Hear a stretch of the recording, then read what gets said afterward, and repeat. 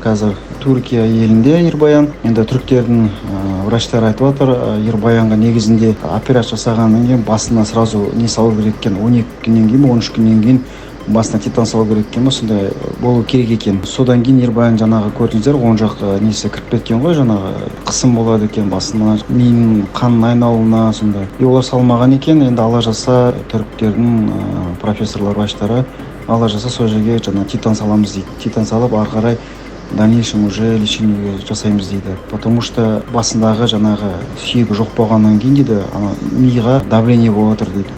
Жаңағы несі қысып жатыр дейді. Ми отырып қалады сол үшін дейді. Кеше анализдарын бәрін алды. Бүгін суббота, воскресенье выходной. Понедельник күні полностью анализдарын алғаннан кейін в дальнейшем уже леченияларын айтады, қандай лечение алу керек, не істеу керек, соның бәрін ертең анасына айтады. Скорый келіп тұр қазір. Сағат 5-тен де примерно 7:20 кетті. Қазір мен Ербаянға келдім.